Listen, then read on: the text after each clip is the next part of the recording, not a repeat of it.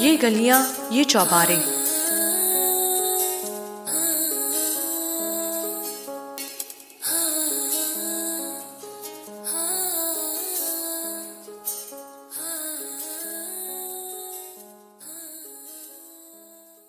اس کے کان ویسے بھی سکندر کی باتوں پہ اور نظریں اس کے چہرے پہ لگی رہتی تھیں۔ تو چپ کر جمعدارنی۔ اس نے آنکھیں نکالی۔ چکوری جونے کی بہن یعنی پینو کی بیٹی تھی۔ بچپن سے ماں کے ساتھ اس کوٹھے پہ جھاڑو پوچھا کرنے آتی تھی۔ جب سے پینو کے جوڑ کام کرنے کے قابل نہ رہے تھے وہ اکیلی آنے لگی تھی اور تب سے ہی سکندر کو اپنی جانب متوجہ کرنے کی کوشش میں مصروف تھی۔ 18-19 سالہ سکندر عمر کے تقاضوں کے عین مطابق مخالف صنف میں کشش تو محسوس کرنے لگا تھا، مگر اتنا بدذوق بہرحال نہیں تھا کہ کالی کلوٹی موٹی بھدی چکوری کے جانب ملتفت ہو جاتا۔ دفع ہو، سویرے سویرے میرے متھے نہ لگا کر۔ اس کے مسلسل وہاں کھڑے ہو کے نظروں کے تیر چلانے پہ سکندر نے بری طرح سے اسے دھتکار دیا۔ وہ بھی ایک ڈھیٹ تھی۔ رب کولوں ڈر سونیا، بڑے ہی فلمی انداز میں اس نے گردن مٹکائی۔ ہو سکتا ہے ساری زندگی تجھے سویرے سویرے یہی شکل دیکھنے کو ملے۔ ہاں، اپنی ماں کی طرح تو بھی اس کوٹھے پہ جھاڑو پھیرتی رہنا آخری سانسوں تک، پھر شاید ایسا ہی ہو۔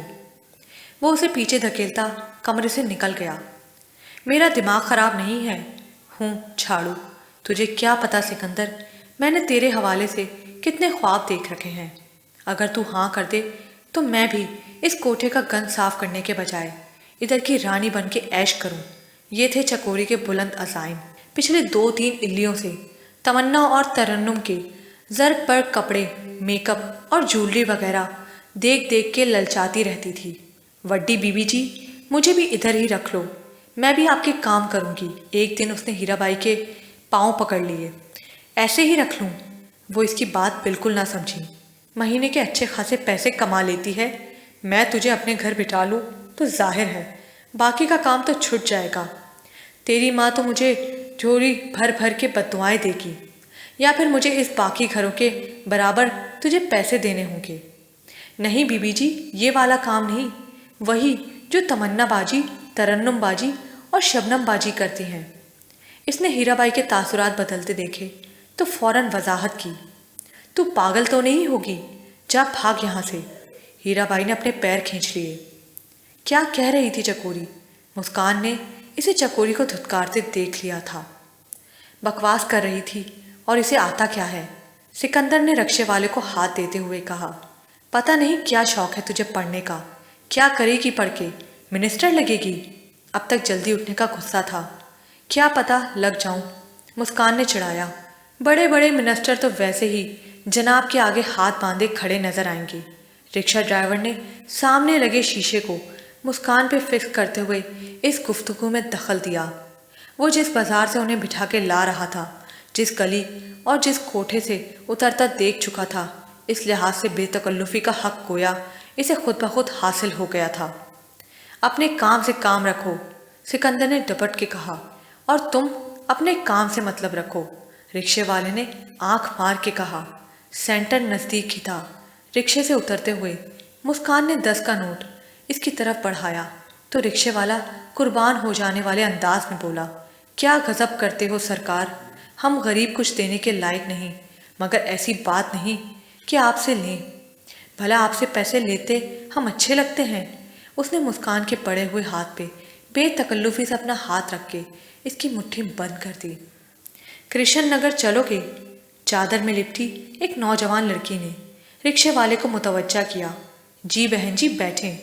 اس کا لہجہ اور انداز دونوں ہی یکدم تبدیل ہو گئے۔ سکندر نے یہ تبدیلی فوراً محسوس کی۔ گیٹ تک پہنچتے پہنچتے ایک اور رکشہ ان کے قریب رکا۔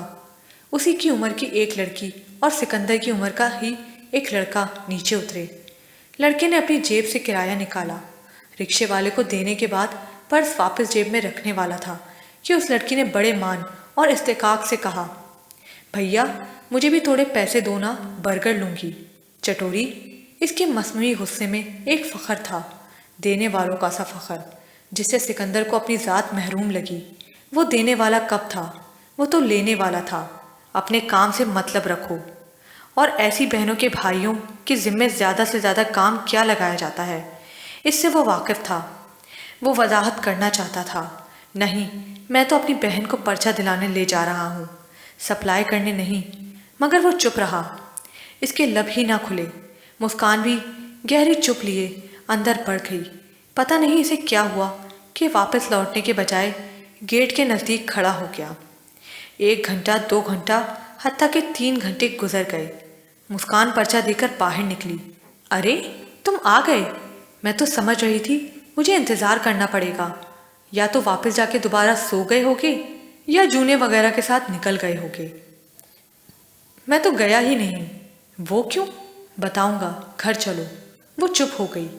اس بار وہ اسے لے کر رکشے کے بجائے ویگن میں بیٹھا۔ اس نے تب بھی کوئی سوال نہ کیا۔ اسٹاپ سے پیدل گھر جاتے ہوئے سکندر بولا، مسکان تم مت پڑھو، بس جتنا پڑھ لیا کافی ہے، آگے مت پڑھنا، کالج جانے کا سوچنا بھی مت۔ لیکن کیوں؟ تمہیں کیا اعتراض ہے؟ مشکلوں سے تو امی کو منایا ہے، ورنہ ترنم نے 6 تو تمنا نے 8 جماعتیں مشکل سے پاس کی ہیں، اور تم تو خیر سرے سے اسکول گئے ہی نہیں۔ اچھا کیا میں نے جو اسکول نہیں گیا، اپنی دنیا سے نہیں نکلا۔ اور تم یہ مت سمجھو کہ امی تعلیم کے بارے میں تمہارے بھاری بھرکم دلائل سن کر تمہیں آگے پڑھانے پہ رضامند ہوئی ہیں۔ یہ تو سر نگینہ خالہ کا کمال ہے۔ انہوں نے یہ پٹی پڑھائی کہ اونچے طبقے میں اپنی مارکیٹ ویلیو بڑھانے کے لیے تعلیم کے کیل کانٹوں سے بھی لیس ہونا پڑتا ہے۔ چلو جس کے کہنے پہ بھی صحیح، میرا کام تو ہو گیا، اب تم کیوں اعتراض کر رہے ہو؟ آخر تم پڑھ لکھ کے کرو گی کیا؟ کہیں استانی تو نہیں لگ جاؤ گی، ڈاکٹرنی تو نہ بن جاؤ گی؟ میں جانتی ہوں میں کچھ بننے کے لیے اس دنیا میں نہیں آئی۔ اس کی آواز کپ کپائی۔ میں تو مٹی میں مٹی ہونے آئی ہوں۔ سوچا دل کی ایک خواہش تو پوری کر لوں، زندگی میں نہ صحیح دل میں دماغ میں تو روشنی بھر لوں۔ خاک روشنی بھرے گی تو۔ وہ اس کی آنکھوں میں چمکتے ہوئے آنسو دیکھ کے اور بھی غصے میں آ گیا۔ بڑے سست لگ رہے ہو، لگتا ہے ساری رات لگا کے آئے ہو۔ دودھ دہی والے نے اسے مخاطب کیا۔ چل اچھا اب تو بھی دھندے سے لگا۔ اس کی جانب سے کوئی جواب نہ پانے کے باوجود وہ کہتا رہا۔ سکندر کا شدت سے دل چاہا کہ سامنے بڑی ٹوٹی ہوئی اینٹ اٹھا کے اس کا سر توڑ دے۔ بہت مشکل سے اس نے اس خواہش کو دبایا اور رخ پھیر لیا۔ دوپہر کے 1:15 بج رہے تھے۔ تنگ لمبی سی گلی میں ہو کا عالم تھا۔ یہی گلیاں جو رات کو جشن کا سا سما پیش کر رہی ہوتی تھی۔ روشنیاں، کہکے، گانے، گھنگرو کی جھنکار، اشتہار انگیز کھانوں کی خوشبوئیں اور لمبی لمبی گاڑیوں کے مسلسل بجے ہارن جو ان گلیوں میں پھنس سی جایا کرتی تھی۔ سکندر دونوں کونیاں گھٹنوں پہ ٹکائے بند ہتھیلیوں پہ چہرہ رکھے مٹھی میں مٹھی ہوتی پھولوں سی پنکھڑیاں دیکھنے لگا۔ میں تو مٹھی میں مٹھی ہونے دنیا میں آئی ہوں۔ اسے مسکان کی بات یاد آئی۔ یہ مرجھائی ہوئی پتیاں کل رات تک کسی ہار یا گجرے کی زینت تھیں، کسی کلائی سے لپٹی اسے خوشبو دے رہی ہوں گی، مگر اب ابتدا ہی سے تینوں بہنوں سے اس کی وابستگی نہ ہونے کے برابر تھی۔ تمنا اور ترنم یوں تو بھی خود میں مگن رہتی، ننھی سی مسکان میں بھی اسے کوئی کشش محسوس نہ ہوتی۔ اس کا بچپن تو اسی گلیوں میں خاک اڑاتے، سیڑھیوں پہ بھاگتے دوڑتے یا پھر بابا حیات سے جڑ کر بیٹھے گزر گیا۔ یہ تو جب لڑکپن میں اس نے سوچنے اور کڑنے کی بیماری لاحق ہوئی، تب سے اس نے اپنی بے مصرف زندگی کے ساتھ ساتھ چھوٹی سی مسکان پہ بھی ترس کھانا شروع کر دیا۔ اسے یہ ہمدردی اس کا بچپن تباہ ہوتے دیکھ کر پیدا ہوئی۔ وہ فطرتاً زیادہ ہی معصوم تھی، اور یہ ہمدردی تب محبت میں بدل گئی جب ایک بار نانی کی خالہ زمر سے گفتگو کے دوران اسے پتہ چلا کہ وہ اور مسکان ایک باپ کی اولاد ہیں، یعنی سگے بہن بھائی۔ اب تک ہیرا بھائی اس کی ماں زہرا کے 3 بار بھاری رقم لے کر نکاح کر چکی تھی۔ پہلی بار جس سے نکاح کیا، اس کے عشق میں زہرا خود مری جا رہی تھی۔ زہرا 6 ماہ بعد ہی روتی دھوتی واپس آ گئی۔ ایک بھرے پورے شریف لوگوں کے خاندان میں رچ بس کے زندگی گزارنا اس کے لیے مشکل ہی نہیں بلکہ ناممکن تھا۔ وہ چاہتی بھی تو یہ شریف لوگ کبھی اسے کامیاب نہ ہونے دیتے۔ 8 ماہ بعد تمنا پیدا ہوئی، تب تک زہرا کا غم کم ہو چکا تھا۔ اگلا شکار اس نے ماں کی ہدایت کے عین مطابق پھانسا تھا۔ اس بار ہیرا بھائی نے نکاح کے عوض لاکھوں کی جائیداد اپنے نام لکھوائی تھی۔ وہ 65 سالہ جاگیردار 3 سال بعد ہی مر کھپ گیا۔ ان تینوں سالوں میں زہرا بڑی تندہی کے ساتھ اسے بٹورنے میں مصروف رہی۔ ایک بار پھر کوٹھے پہ واپس آئی تو نئی شان و شوکت اور چند ماہ کی ترنم کے ساتھ۔ تمنا کو تو وہ پہلے ہی نانی کے پاس چھوڑ گئی تھی۔ زمر بھی ایک بیٹی لے کے اس سیاستدان سے طلاق لے کے واپس آ چکی تھی، جس نے اس سے شادی کی خاطر صرف دعوے کیے تھے۔ دوسری بیٹی نگینا نے بھی صرف لڑکیاں ہی پیدا کیں۔ زہرا ایک بار پھر ایک دبئی پلیٹ سیٹ کے باتوں میں آ گئی۔ سکندر اور مسکان اسی تیسری شادی کا نتیجہ تھے۔ دبئی میں رہنے کا شوق بھی پورا ہو گیا۔ شادی شدہ زندگی گزارنے کے سارے ارمان بھی نکال لیے۔ اب وہ ہمیشہ ہمیشہ کے لیے 3 سالہ سکندر اور 6 ماہ کی مسکان کو لے کے پاکستان آ گئی۔ شاید یہ وہی کشش تھی جو وہ رفتہ رفتہ مسکان کی جانب کھینچ رہا تھا۔ اس حقیقت سے واقف ہونے کے بعد وہ اور بھی مسکان کے قریب ہو گیا تھا۔ سکندر، میری بات کو سنجیدگی سے لو۔ تم اپنے آپ کو ضائع کر رہے ہو، کچھ کرتے کیوں نہیں؟ کب تک ہاتھ پیر بیکار رکھے مفت کی کھاتے رہو گے؟ تو کیا شوقے والا کام شروع کر دوں یا پھر گامے اور رزاق کی طرح بدمعاشی شروع کر دوں، کرائے کا گنڈا بن کر توڑ پھوڑ کرتا پھروں؟ بتا۔ دنیا میں اور بھی بہت کام ہے کرنے کو۔ ہاں، دنیا میں، لیکن اس بازار میں نہیں۔ اس بازار میں عورتوں کے کرنے کو بھی بس ایک ہی کام ہے، اور مردوں کے لیے بھی۔ تو تمہیں کون مجبور کر رہا ہے کہ تم اس دنیا میں رہو؟ تم کہتے ہو نا کہ اس نگری میں عورت راج ہے، مرد سب سے بیکار چیز ہے یہاں، لیکن میں کہتی ہوں ایسا راج کس کام کا جو اتنا مجبور اور بے بس کر دے کہ انسان اپنی مرضی سے سانس نہ لے سکے۔ تم کم از کم اتنے آزاد تو ہو کہ جب جی چاہے یہاں سے جا سکتے ہو، تم پہ کوئی روک ٹوک نہیں۔ تم اس بازار سے نکلو گے تو کسی فٹ پاتھ پہ بھی جا کر بچ سکتے ہو۔ تم سے کوئی سوال نہ ہوگا کہ تم درخت پہ آ گئے تھے یا آسمان سے ٹپکے تھے۔ لیکن میں، اس کی آواز میں حسرتیں ہی حسرتیں تھیں۔ تو چاہتی ہے میں سڑکوں پہ رلتا پھروں، فٹ پاتھوں پر ٹھٹر کے مر جاؤں؟ نہ جی نہ، یہ نہیں ہو سکتا۔ اب اس نے صاف انکار کر دیا۔ اتنے سال مفت کی کھانے کے بعد اب محنت مزدوری کرنے کا خیال ہی جان کھینچ کے لے گیا تھا۔ اس بیکاری سے الجھن اپنی جگہ، اپنی مشکوک حیثیت پہ شرمساری بھی ٹھیک، لیکن جان بوجھ کر خود کو حالات کے دھکے کھانے کے لیے اس چھت سے محروم کر لینا بہت دل گردے کا کام تھا۔ اتنی حوصلہ اور ہمت دکھانا کسی طوائف زادے کے بس سے باہر کی چیز تھی۔ نہ تو میں الف کا بے جانتا ہوں کہ کرسی میز والی نوکری مل جائے، اور نہ ہی اب ان ہاتھوں سے پتھر اینٹیں توڑنے کا کام ہوگا۔ تم اسی بازار میں یا کہیں اور کوئی چھوٹی موٹی دکان کھول سکتے ہو، کسی ورک شاپ پر کام کر سکتے ہو، کسی ہوٹل پر پہرے لگ سکتے ہو۔ دکان کھولنے والی بات میں دم ہے۔ بات کرتا ہوں نانی سے، ظاہر ہے دکان ڈالنے کے لیے پیسے تو اسی سے لینا ہوگا۔ سکندر نے کچھ متفق ہوتے ہوئے سر ہلایا۔ لو جی، ہیرا بھائی کا لڑکا دکانداری کرے گا؟ بابا حیات نے یہ تازہ ترین خبر سننے کے بعد زور کا کہکا لگاتے ہوئے تبصرہ کیا۔ کیا کہتی ہے تیری نانی؟ نانی کہتی ہے میرے پاس اپنی اولاد کے لیے تو ہے، مگر اولاد کی اولاد کے لیے نہیں بانٹ سکتی۔ اولاد کو بھی صرف اس لیے دے سکتی ہوں کہ جو کچھ ہے ان کے دم پہ کمایا ہے۔ جا کے اپنی ماں سے مانگ۔ اور ماں کہتی ہے جو کمایا ہے اپنے بل بوتے پہ کمایا ہے۔ ترنم کے باپ نے سوائے دکھ کے کچھ اور نہیں دیا۔ ہاں، ترنم کے باپ نے جو کچھ لکھ کے دیا، اس پہ میرے بات ترنم کا ہی حق ہے۔ تجھے کیسے اس میں سے 2-3 لاکھ نکال دوں؟ اور تیرے باپ نے جائیداد وغیرہ کیا خاک دینی ہے؟ بڑی مشکل سے چند زیورات وغیرہ اس سے بچا کے واپس پاکستان آئی تھی، ورنہ تو یہ بھی ہڑپ کر جاتا۔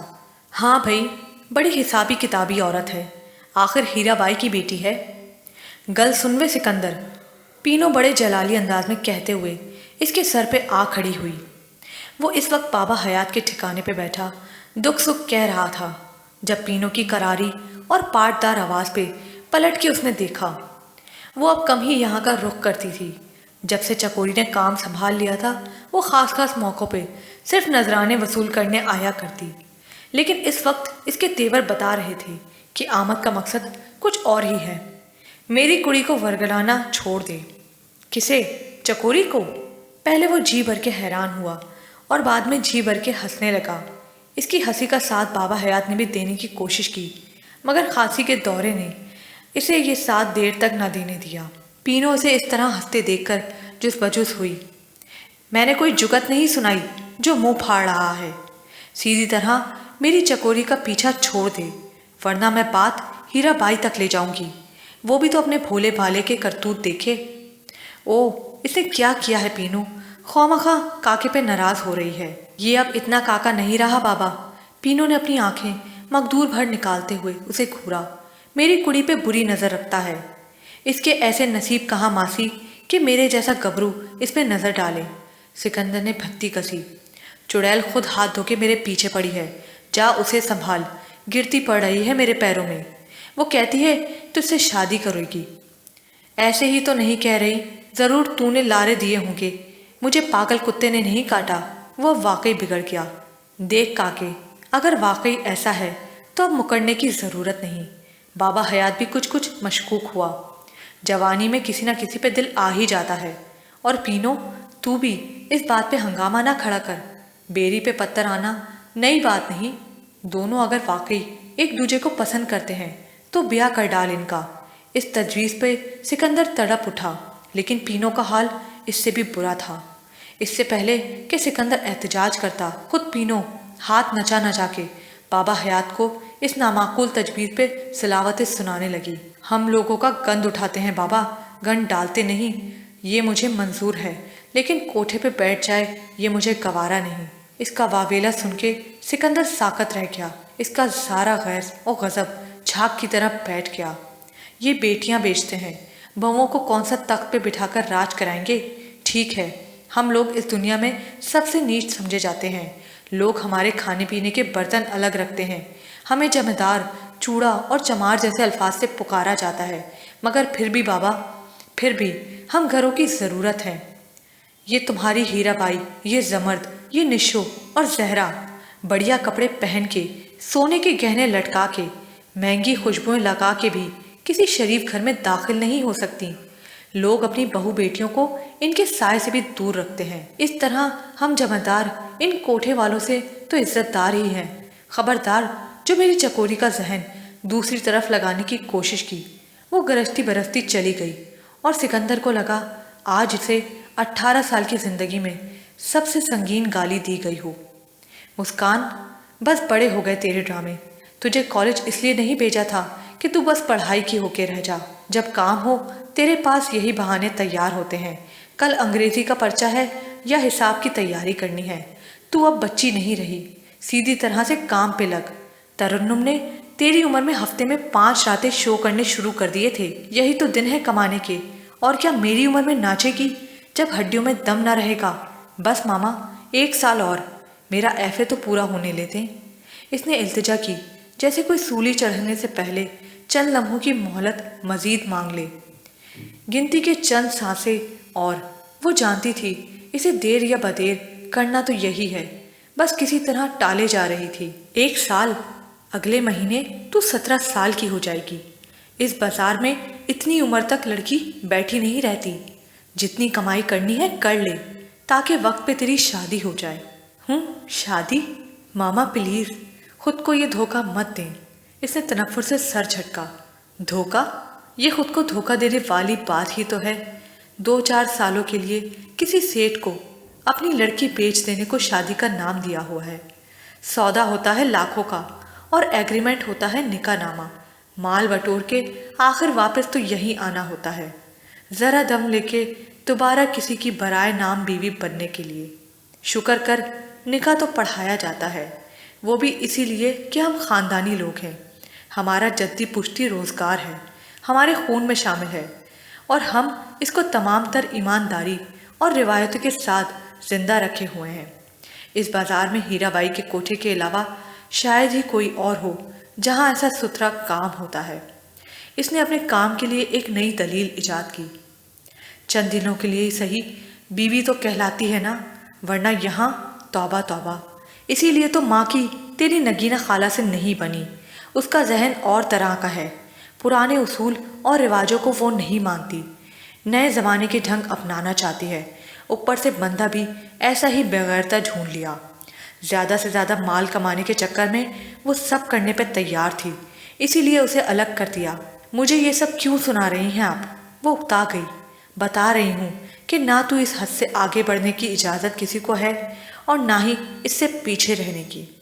आगे बढ़ने वाली को माँ ने फौरन बाहर निकाल किया और अब तू कदम पीछे हटाएगी तो मैं मार मार के सीधा कर दूंगी। माँ को तेरी बड़ी फिक्र है, बिस्तर से लग गई है फिर भी हर वक्त मुझसे तेरा जिक्र करती है। इसकी तसल्ली को मैंने कह रखा है कि तू अब भी बाकायदा मास्टर से सबक लेती है। अगर ये बता दूं कि पढ़ाई का बहाना बना के तूने 2 महीने से एक बार भी डांस का सबक नहीं लिया तो बेचारी का ब्लड प्रेशर बढ़ जाएगा।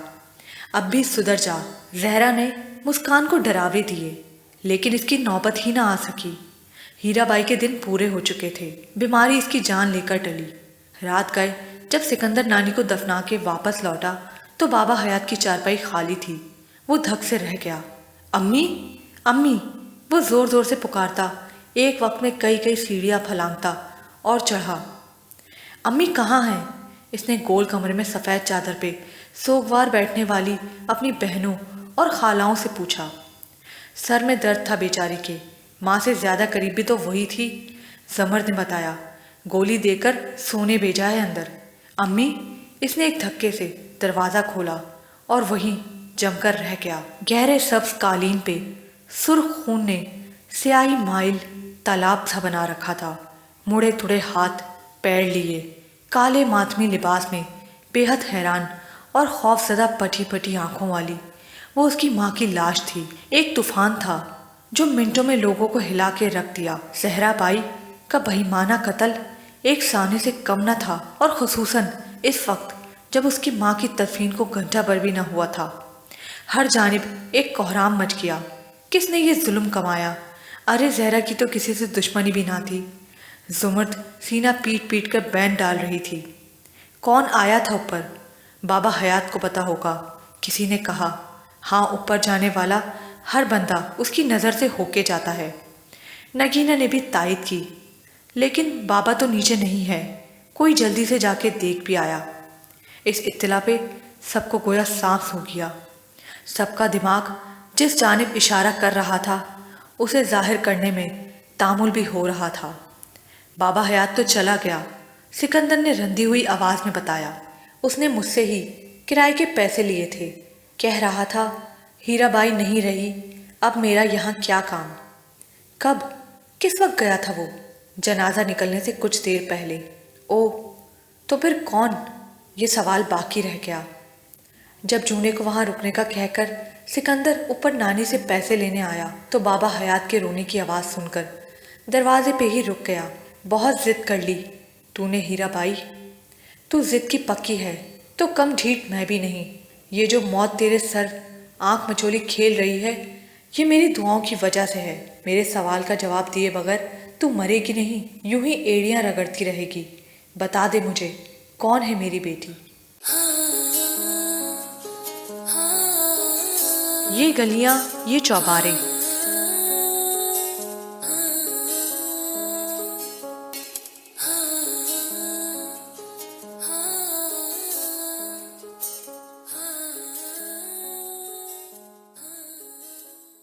इसके कान वैसे भी सिकंदर की बातों पे और नजरें इसके चेहरे पे लगी रहती थीं। तू तो चुप कर जमादारनी। इसने आंखें निकाली। चकोरी जूने की बहन यानी पीनो की बेटी थी। बचपन से माँ के साथ इस कोठे पे झाड़ू पोछा करने आती थी। जब से पीनो के जोड़ काम करने के काबिल ना रहे थे वो अकेली आने लगी थी, और तब से ही सिकंदर को अपनी जानिब मुतवज्जा करने की कोशिश में मसरूफ़ थी। 18-19 साला सिकंदर उम्र के तकाज़ों के ऐन मुताबिक मुखालिफ सिंफ में कशिश तो महसूस करने लगा था, मगर इतना बदज़ौक़ बहरहाल नहीं था कि काली कलोटी मोटी भद्दी चकोरी के जानिब मुल्तफ़ित हो जाता। दफ़ा हो, सवेरे सवेरे मेरे मत्थे ना लगा कर। इसके मुसलसल वहाँ खड़े होके नज़रों के तीर चलाने पे सिकंदर ने बुरी तरह से उसे धुतकार दिया। वो भी एक ढीठ थी। रब कोलू डर सोनिया। बड़े ही फिल्मी अंदाज में उसने गर्दन मटकाई। हो सकता है ساری زندگی تجھے سویرے سویرے یہی شکل دیکھنے کو ملے۔ ہاں، اپنی ماں کی طرح تو بھی اس کوٹھے پہ جھاڑو پھیرتی رہنا آخری سانسوں تک، پھر شاید ایسا ہی ہو۔ وہ اسے پیچھے دھکیلتا کمرے سے نکل گیا۔ میرا دماغ خراب نہیں ہے، ہوں جھاڑو۔ تجھے کیا پتا سکندر، میں نے تیرے حوالے سے کتنے خواب دیکھ رکھے ہیں۔ اگر تو ہاں کر دے تو میں بھی اس کوٹھے کا گند صاف کرنے کے بجائے ادھر کی رانی بن کے عیش کروں۔ یہ تھے چکوری کے بلند عزائم۔ پچھلے 2-3 الیوں سے تمنا اور ترنم کے زرق برق کپڑے، میک اپ اور جولری وغیرہ دیکھ دیکھ کے للچاتی رہتی تھی۔ وڈی بی بی جی، مجھے بھی ادھر ہی رکھ لو، میں بھی آپ کے کام کروں گی۔ ایک دن اس نے ہیرا بائی کے پاؤں پکڑ لیے۔ ایسے ہی رکھ لوں؟ وہ اس کی بات بالکل نہ سمجھی۔ مہینے کے اچھے خاصے پیسے کما لیتی ہے، میں تجھے اپنے گھر بٹھا لوں تو ظاہر ہے باقی کا کام تو چھٹ جائے گا۔ تیری ماں تو مجھے جھولی بھر بھر کے بددعائیں دے گی، یا پھر مجھے اس باقی گھروں کے برابر تجھے پیسے دینے ہوں گے۔ نہیں بی بی جی، یہ والا کام نہیں، وہی جو تمنا باجی، ترنم باجی اور شبنم باجی کرتی ہیں۔ اس نے ہیرا بائی کے تاثرات بدلتے دیکھے تو فوراً وضاحت کی۔ تو پاگل تو نہیں ہوگی؟ جا بھاگ یہاں سے۔ ہیرا بائی نے اپنے پیر کھینچ لیے۔ کیا کہہ رہی تھی چکوری؟ مسکان نے اسے چکوری کو دھتکارتے دیکھ لیا تھا۔ بکواس کر رہی تھی، اور اسے آتا کیا ہے؟ سکندر نے رکشے والے کو ہاتھ دیتے ہوئے کہا۔ پتہ نہیں کیا شوق ہے تجھے پڑھنے کا، کیا کرے گی پڑھ کے؟ منسٹر لگے گی؟ اب تک جلدی اٹھنے کا غصہ تھا۔ کیا پتہ لگ جاؤں، مسکان نے چڑھایا۔ بڑے بڑے منسٹر تو ویسے ہی جناب کے آگے ہاتھ باندھے کھڑے نظر آئیں گے۔ رکشہ ڈرائیور نے سامنے لگے شیشے کو مسکان پہ فکس کرتے ہوئے اس گفتگو میں دخل دیا۔ وہ جس بازار سے انہیں بٹھا کے لا رہا تھا، جس گلی اور جس کوٹھے سے اترتا دیکھ چکا تھا، اس لحاظ سے بے تکلفی کا حق گویا اسے خود بخود حاصل ہو گیا تھا۔ اپنے کام سے کام رکھو، سکندر نے ڈپٹ کے کہا، اور تم اپنے کام سے مطلب رکھو، رکشے والے نے آنکھ مار کے کہا۔ سینٹر نزدیک ہی تھا۔ رکشے سے اترتے ہوئے مسکان نے 10 کا نوٹ اس کی طرف بڑھایا تو رکشے والا قربان ہو جانے والے انداز میں بولا، کیا غضب کرتے ہو سرکار، ہم غریب کچھ دینے کے لائق نہیں، مگر ایسی بات نہیں کہ آپ سے لیں۔ بھلا آپ سے پیسے لیتے ہم اچھے لگتے ہیں؟ اس نے مسکان کے پڑے ہوئے ہاتھ پہ بے تکلفی سے اپنا ہاتھ رکھ کے اس کی مٹھی بند کر دی۔ کرشن نگر چلو گے؟ چادر میں لپٹی ایک نوجوان لڑکی نے رکشے والے کو متوجہ کیا۔ جی بہن جی بیٹھیں۔ اس کا لہجہ اور انداز دونوں ہی یکدم تبدیل ہو گئے۔ سکندر نے یہ تبدیلی فوراً محسوس کی۔ گیٹ تک پہنچتے پہنچتے ایک اور رکشہ ان کے قریب رکا۔ اسی کی عمر کی ایک لڑکی اور سکندر کی عمر کا ہی ایک لڑکا نیچے اترے۔ لڑکے نے اپنی جیب سے کرایہ نکالا، رکشے والے کو دینے کے بعد پرس واپس جیب میں رکھنے والا تھا کہ اس لڑکی نے بڑے مان اور استحقاق سے کہا، بھیا مجھے بھی تھوڑے پیسے دو نا، برگر لوں گی۔ چٹوری، اس کے مصنوعی غصے میں ایک فخر تھا، دینے والوں کا سا فخر، جس سے سکندر کو اپنی ذات محروم لگی۔ وہ دینے والا کب تھا؟ وہ تو لینے والا تھا۔ اپنے کام سے مطلب رکھو، اور ایسی بہنوں کے بھائیوں کے ذمے زیادہ سے زیادہ کام کیا لگایا جاتا ہے، اس سے وہ واقف تھا۔ وہ وضاحت کرنا چاہتا تھا، نہیں میں تو اپنی بہن کو پرچہ دلانے لے جا رہا ہوں، سپلائی کرنے نہیں، مگر وہ چپ رہا۔ اس کے لب ہی نہ کھلے۔ مسکان بھی گہری چپ لیے اندر بڑھ گئی۔ پتہ نہیں اسے کیا ہوا کہ واپس لوٹنے کے بجائے گیٹ کے نزدیک کھڑا ہو گیا۔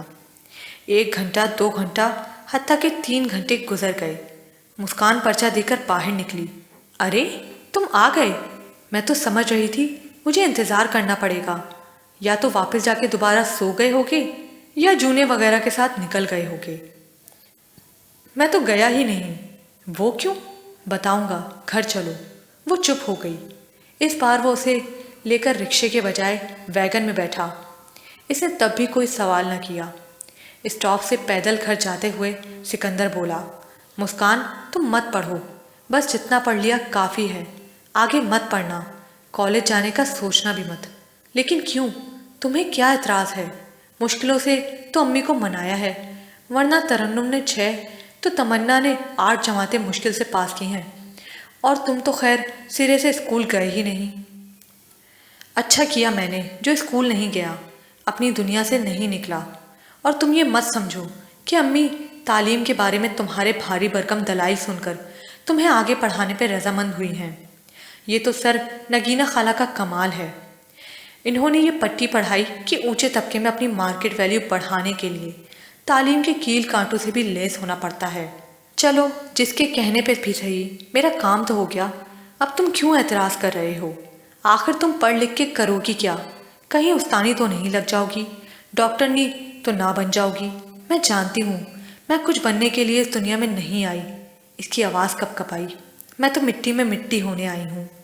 سوچا دل کی ایک خواہش تو پوری کر لوں، زندگی میں نہ صحیح دل میں دماغ میں تو روشنی بھر لوں۔ خاک روشنی بھرے گی تو۔ وہ اس کی آنکھوں میں چمکتے ہوئے آنسو دیکھ کے اور بھی غصے میں آ گیا۔ بڑے سست لگ رہے ہو، لگتا ہے ساری رات لگا کے آئے ہو، دودھ دہی والے نے اسے مخاطب کیا۔ چل اچھا اب تو بھی دھندے سے لگا۔ اس کی جانب سے کوئی جواب نہ پانے کے باوجود وہ کہتا رہا۔ سکندر کا شدت سے دل چاہا کہ سامنے پڑی ٹوٹی ہوئی اینٹ اٹھا کے اس کا سر توڑ دے۔ بہت مشکل سے اس نے اس خواہش کو دبایا اور رخ پھیر لیا۔ دوپہر کے 12:45 بج رہے تھے۔ تنگ لمبی سی گلی میں ہو کا عالم تھا۔ یہی گلیاں جو رات کو جشن کا سا سما پیش کر رہی ہوتی تھی۔ روشنیاں، کہکے، گانے، گھنگرو کی جھنکار، اشتہار انگیز کھانوں کی خوشبوئیں اور لمبی لمبی گاڑیوں کے مسلسل بجے ہارن جو ان گلیوں میں پھنس سی جایا کرتی تھی۔ سکندر دونوں کونیاں گھٹنوں پہ ٹکائے بند ہتھیلیوں پہ چہرہ رکھے مٹھی میں مٹھی ہوتی پھولوں سی پنکھڑیاں دیکھنے لگا۔ میں تو مٹھی میں مٹھی ہونے دنیا میں آئی ہوں۔ اسے مسکان کی بات یاد آئی۔ یہ مرجھائی ہوئی پتیاں کل رات تک کسی ہار یا گجرے کی زینت تھیں، کسی کلائی سے لپٹی اسے خوشبو دے رہی ہوں گی، مگر اب ابتدا ہی سے تینوں بہنوں سے اس کی وابستگی نہ ہونے کے برابر تھی۔ تمنا اور ترنم یوں تو بھی خود میں مگن رہتی، ننھی سی مسکان میں بھی اسے کوئی کشش محسوس نہ ہوتی۔ اس کا بچپن تو اس ہی گلیوں میں خاک اڑاتے، سیڑھیوں پہ بھاگتے دوڑتے یا پھر بابا حیات سے جڑ کر بیٹھے گزر گیا۔ یہ تو جب لڑکپن میں اس نے سوچنے اور کڑنے کی بیماری لاحق ہوئی، تب سے اس نے اپنی بے مصرف زندگی کے ساتھ ساتھ چھوٹی سی مسکان پہ بھی ترس کھانا شروع کر دیا۔ اسے یہ ہمدردی اس کا بچپن تباہ ہوتے دیکھ کر پیدا ہوئی۔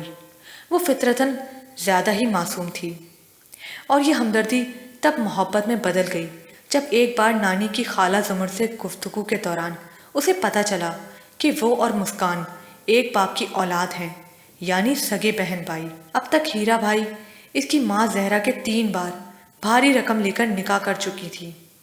پہلی بار جس سے نکاح کیا، اس کے عشق میں زہرا خود مری جا رہی تھی۔ زہرا 6 ماہ بعد ہی روتی دھوتی واپس آ گئی۔ ایک بھرے پورے شریف لوگوں کے خاندان میں رچ بس کے زندگی گزارنا اس کے لیے مشکل ہی نہیں بلکہ ناممکن تھا۔ وہ چاہتی بھی تو یہ شریف لوگ کبھی اسے کامیاب نہ ہونے دیتے۔ 8 ماہ بعد تمنا پیدا ہوئی، تب تک زہرا کا غم کم ہو چکا تھا۔ اگلا شکار اس نے ماں کی ہدایت کے عین مطابق پھانسا تھا۔ اس بار ہیرا بھائی نے نکاح کے عوض لاکھوں کی جائیداد اپنے نام لکھوائی تھی۔ وہ 65 سالہ جاگیردار 3 سال بعد ہی مر کھپ گیا۔ ان تینوں سالوں میں زہرا بڑی تندہی کے ساتھ اسے بٹورنے میں مصروف رہی۔ ایک بار پھر کوٹھے پہ واپس آئی تو نئی شان و شوکت اور چند ماہ کی ترنم کے ساتھ۔ تمنا کو تو وہ پہلے ہی نانی کے پاس چھوڑ گئی تھی۔ زمر بھی ایک بیٹی لے کے اس سیاستدان سے طلاق لے کے واپس آ چکی تھی، جس نے اس سے شادی کی خاطر صرف دعوے کیے تھے۔ دوسری بیٹی نگینہ نے بھی صرف لڑکیاں ہی پیدا کیں۔ زہرا ایک بار پھر ایک دبئی پلیٹ سیٹ کے باتوں میں آ گئی۔ سکندر اور مسکان اسی تیسری شادی کا نتیجہ تھے۔ دبئی میں رہنے کا شوق بھی پورا ہو گیا۔ شادی شدہ زندگی گزارنے کے سارے ارمان بھی نکال لیے۔ اب وہ ہمیشہ ہمیشہ کے لیے 3 سالہ سکندر اور 6 ماہ کی مسکان کو لے کے پاکستان آ گئی۔ شاید یہ وہی کشش تھی جو وہ رفتہ رفتہ مسکان کی جانب کھنچ رہا تھا۔ اس حقیقت سے واقف ہونے کے بعد وہ اور بھی مسکان کے قریب ہو گیا تھا۔ سکندر، میری بات کو سنجیدگی سے لو۔ تم اپنے آپ کو ضائع کر رہے ہو، کچھ کرتے کیوں نہیں؟ کب تک ہاتھ پیر بیکار رکھے مفت کی کھاتے رہو گے؟ تو کیا شوقے والا کام شروع کر دوں یا پھر گامے اور رزاق کی طرح بدمعاشی شروع کر دوں، کرائے کا گنڈا بن کر توڑ پھوڑ کرتا پھروں؟ بتا۔ دنیا میں اور بھی بہت کام ہے کرنے کو۔ ہاں دنیا میں، لیکن اس بازار میں نہیں۔ اس بازار میں عورتوں کے کرنے کو بھی بس ایک ہی کام ہے، اور مردوں کے لیے بھی۔ تو تمہیں کون مجبور کر رہا ہے کہ تم اس دنیا میں رہو؟ تم کہتے ہو نا کہ اس نگری میں عورت راج ہے، مرد سب سے بیکار چیز ہے یہاں، لیکن میں کہتی ہوں ایسا راج کس کام کا جو اتنا مجبور اور بے بس کر دے کہ انسان اپنی مرضی سے سانس نہ لے سکے۔ تم کم از کم اتنے آزاد تو ہو کہ جب جی چاہے یہاں سے جا سکتے ہو، تم پہ کوئی روک ٹوک نہیں۔ تم اس بازار سے نکلو گے تو کسی فٹ پاتھ پہ بھی جا کر بس سکتے ہو، تم سے کوئی سوال نہ ہوگا کہ تم درخت پہ آ گئے تھے یا آسمان سے ٹپکے تھے۔ لیکن میں، اس کی آواز میں حسرتیں ہی حسرتیں تھیں۔ تو چاہتی ہے میں سڑکوں پہ رلتا پھروں، فٹ پاتھوں پر ٹھٹر کے مر جاؤں؟ نہ جی نہ، یہ نہیں ہو سکتا۔ اس نے صاف انکار کر دیا۔ اتنے سال مفت کی کھانے کے بعد اب محنت مزدوری کرنے کا خیال ہی جان کھینچ کے لے گیا تھا۔ اس بیکاری سے الجھن اپنی جگہ، اپنی مشکوک حیثیت پہ شرمساری بھی ٹھیک، لیکن جان بوجھ کر خود کو حالات کے دھکے کھانے کے لیے اس چھت سے محروم کر لینا بہت دل گردے کا کام تھا۔ اتنی حوصلہ اور ہمت دکھانا کسی طوائف زادے کے بس سے باہر کی چیز تھی۔ نہ تو میں الف کا بے جانتا ہوں کہ کرسی میز والی نوکری مل جائے، اور نہ ہی اب ان ہاتھوں سے پتھر اینٹیں توڑنے کا کام ہوگا۔ تم اسی بازار میں یا کہیں اور کوئی چھوٹی موٹی دکان کھول سکتے ہو، کسی ورک شاپ پر کام کر سکتے ہو، کسی ہوٹل پر پہرے لگ سکتے ہو۔ دکان کھولنے والی بات میں دم ہے، بات کرتا ہوں نانی سے۔ ظاہر ہے دکان ڈالنے کے لیے پیسے تو اسی سے لینا ہوگا۔ سکندر نے کچھ متفق ہوتے ہوئے سر ہلایا۔ لو جی، ہیرا بائی کا لڑکا دکانداری کرے گا؟ بابا حیات نے یہ تازہ ترین خبر سننے کے بعد زور کا کہکا لگاتے ہوئے تبصرہ کیا۔ کیا کہتی ہے تیری نانی؟ نانی کہتی ہے میرے پاس اپنی اولاد کے لیے تو ہے، مگر اولاد کی اولاد کے لیے نہیں بانٹ سکتی۔ اولاد کو بھی صرف اس لیے دے سکتی ہوں کہ جو کچھ ہے ان کے دم پہ کمایا ہے۔ جا کے اپنی ماں سے مانگ۔ اور ماں کہتی ہے جو کمایا ہے اپنے بل بوتے پہ کمایا ہے۔ ترنم کے باپ نے سوائے دکھ کے کچھ اور نہیں دیا۔ ہاں، ترنم کے باپ نے جو کچھ لکھ کے دیا اس پہ میرے بعد ترنم کا ہی حق ہے۔ تجھے کیسے اس میں سے 2-3 لاکھ نکال دوں؟ اور تیرے باپ نے جائیداد وغیرہ کیا خاک دینی ہے؟ بڑی مشکل سے چند زیورات وغیرہ اس سے بچا کے واپس پاکستان آئی تھی، ورنہ تو یہ بھی ہڑپ کر جاتا۔ ہاں بھائی، بڑی حسابی کتابی عورت ہے، آخر ہیرا بائی کی بیٹی ہے۔ گل سنوے سکندر، پینو بڑے جلالی انداز میں کہتے ہوئے اس کے سر پہ آ کھڑی ہوئی۔ وہ اس وقت بابا حیات کے ٹھکانے پہ بیٹھا دکھ سکھ کہہ رہا تھا۔ جب پینو کی کراری اور پاٹدار آواز پہ پلٹ کے اس نے دیکھا، وہ اب کم ہی یہاں کا رخ کرتی تھی۔ جب سے چکوری نے کام سنبھال لیا تھا وہ خاص موقعوں پہ صرف نذرانے وصول کرنے آیا کرتی، لیکن اس وقت اس کے تیور بتا رہے تھے کہ آمد کا مقصد کچھ اور ہی ہے۔ میری کڑی کو ورگلانا چھوڑ دے۔ کسے؟ چکوری کو؟ پہلے وہ جی بھر کے حیران ہوا اور بعد میں جی بھر کے ہنسنے لگا۔ اس کی ہنسی کا ساتھ بابا حیات نے بھی دینے کی کوشش کی، مگر کھانسی کے دورے نے اسے یہ ساتھ دیر تک نہ دینے دیا۔ پینو اسے اس طرح ہنستے دیکھ کر جس بجس ہوئی۔ میں نے کوئی جگت نہیں سنائی جو منہ پھاڑ رہا ہے۔ سیدھی طرح میری چکوری کا پیچھا چھوڑ دے، ورنہ میں بات ہیرا بائی تک لے جاؤں گی۔ وہ بھی تو اپنے بھولے بھالے کے کرتوت دیکھے۔ او، اس نے کیا کیا ہے پینو؟ خواہ کاکے پہ ناراض ہو رہی ہے۔ یہ اب اتنا کاکا نہیں رہا بابا۔ پینو نے اپنی آنکھیں مقدور بھر نکالتے ہوئے اسے گھورا۔ میری کڑی پہ بری نظر رکھتا ہے۔ اس کے ایسے نصیب کہاں ماسی کہ میرے جیسا گبرو اس پہ نظر ڈالے۔ سکندر نے بھتی کسی۔ چڑیل خود ہاتھ دھو کے میرے پیچھے پڑی ہے، جا اسے سنبھال، گرتی پڑ رہی ہے میرے پیروں میں۔ وہ کہتی ہے تجھ سے شادی کرے گی۔ ایسے ہی تو نہیں کہہ رہی، ضرور تو نے لارے دیے ہوں گے۔ مجھے پاگل کتے نے نہیں کاٹا، وہ واقعی بگڑ گیا۔ دیکھ کاکے، اگر واقعی ایسا ہے تو اب مکرنے کی ضرورت نہیں۔ بابا حیات بھی کچھ مشکوک ہوا۔ جوانی میں کسی نہ کسی پہ دل آ ہی جاتا ہے، और पीनो, तू भी इस बात पे हंगामा ना खड़ा कर। बेरी पे पत्थर आना नई बात नहीं। दोनों अगर वाकई एक दूजे को पसंद करते हैं तो ब्याह कर डाल इनका। इस तजवीज़ पे सिकंदर तड़प उठा, लेकिन पीनो का हाल इससे भी बुरा था। इससे पहले कि सिकंदर एहतजाज करता, खुद पीनो हाथ नचा नचा के बाबा हयात को इस नामाकूल तजवीज़ पे सलावतें सुनाने लगी। हम लोगों का गंद उठाते हैं बाबा, गंद डालते नहीं। ये मुझे मंजूर है, लेकिन कोठे पे बैठ जाए ये मुझे गवारा नहीं। इसका वावेला सुन के सिकंदर साकत रह गया। इसका सारा गैस और गज़ब झाग की तरह बैठ गया। ये बेटियां बेचते हैं, बहुओं को कौन सा तख्त पे बिठाकर राज कराएंगे। ठीक है, हम लोग इस दुनिया में सबसे नीच समझे जाते हैं। लोग हमारे खाने पीने के बर्तन अलग रखते हैं। हमें जमींदार, चूड़ा और चमार जैसे अल्फाज से पुकारा जाता है, मगर फिर भी बाबा, फिर भी हम घरों की ज़रूरत है। ये तुम्हारी हीराबाई, ये जमर्द, ये निशो और जहरा बढ़िया कपड़े पहन के, सोने के गहने लटका के, महंगी खुशबुएं लगा के भी किसी शरीफ घर में दाखिल नहीं हो सकती। लोग अपनी बहू बेटियों को इनके साय से भी दूर रखते हैं। इस तरह हम जमादार इन कोठे वालों से तो इज्जतदार ही हैं। खबरदार जो मेरी चकोरी का जहन दूसरी तरफ लगाने की कोशिश की।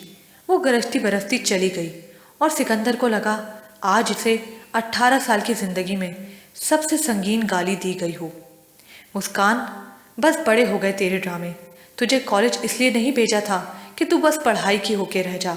जब काम हो तेरे पास यही बहाने तैयार होते हैं। कल अंग्रेजी का पर्चा है या हिसाब की तैयारी करनी है। तू अब बच्ची नहीं रही, सीधी तरह से काम पे लग। तरन्नुम ने तेरी उम्र में हफ्ते में 5 रातें शो करने शुरू कर दिए थे। यही तो दिन है कमाने के। और क्या मेरी उम्र में नाचेगी जब हड्डियों में दम ना रहेगा। बस मामा, 1 साल और, मेरा एफए तो पूरा होने लेते। इसने इल्तिजा की, जैसे कोई सूली चढ़ने से पहले चंद लम्हों की मोहलत मजीद मांग ले। गिनती के चंद सांसें और वो जानती थी इसे देर या बदेर करना तो यही है, बस किसी तरह टाले जा रही थी। 1 साल, अगले महीने तू 17 साल की हो जाएगी। इस बाजार में इतनी उम्र तक लड़की बैठी नहीं रहती। जितनी कमाई करनी है कर ले, ताकि वक्त पे तेरी शादी हो जाए। शादी? मामा प्लीज खुद को ये धोखा मत दें। इसने तनफ्फुर से सर झटका। धोखा? ये खुद को धोखा देने वाली बात ही तो है। 2-4 सालों के लिए किसी सेठ को अपनी लड़की बेच देने को शादी का नाम दिया हुआ है। सौदा होता है लाखों का और एग्रीमेंट होता है निकाहनामा। माल बटोर के आखिर वापस तो यहीं आना होता है, ज़रा दम लेके दोबारा किसी की बराए नाम बीवी बनने के लिए। शुक्र कर निकाह तो पढ़ाया जाता है, वो भी इसीलिए कि हम ख़ानदानी लोग हैं।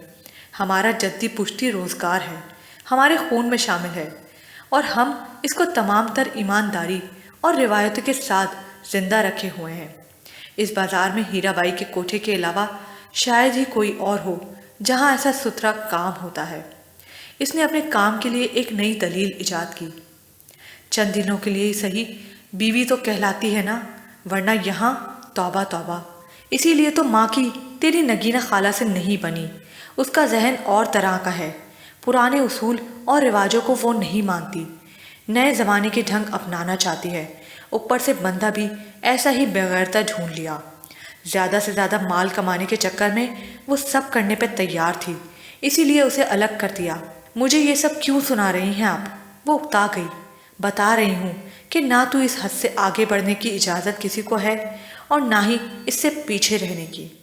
आगे बढ़ने वाली को माँ ने फौरन बाहर निकाल किया और अब तू कदम पीछे हटाएगी तो मैं मार मार के सीधा कर दूंगी। माँ को तेरी बड़ी फिक्र है, बिस्तर से लग गई है फिर भी हर वक्त मुझसे तेरा जिक्र करती है। इसकी तसल्ली को मैंने कह रखा है कि तू अब भी बाकायदा मास्टर से सबक लेती है। अगर ये बता दूं कि पढ़ाई का बहाना बना के तूने 2 महीने से एक बार भी डांस का सबक नहीं लिया तो बेचारी का ब्लड प्रेशर बढ़ जाएगा। अब भी सुधर जा।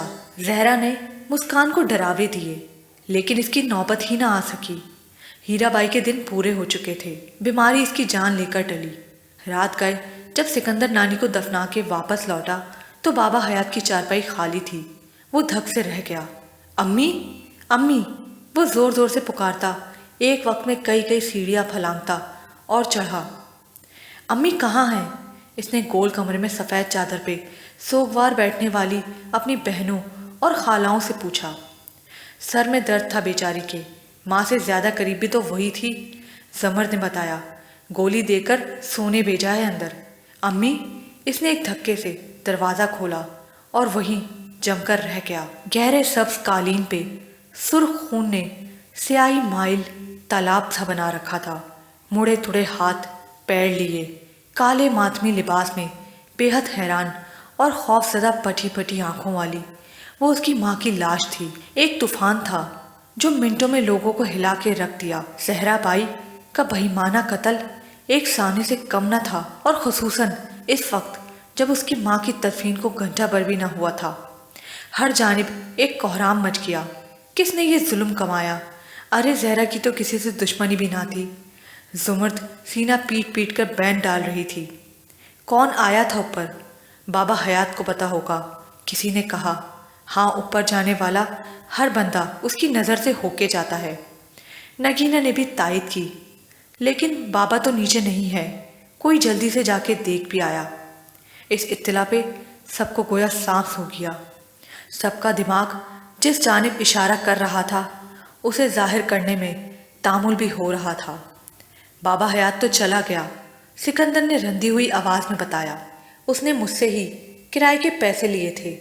کہہ رہا تھا ہیرا بائی نہیں رہی، اب میرا یہاں کیا کام؟ کب؟ کس وقت گیا تھا وہ؟ جنازہ نکلنے سے کچھ دیر پہلے۔ او، تو پھر کون؟ یہ سوال باقی رہ گیا۔ جب جونے کو وہاں رکنے کا کہہ کر سکندر اوپر نانی سے پیسے لینے آیا تو بابا حیات کے رونے کی آواز سن کر دروازے پہ ہی رک گیا۔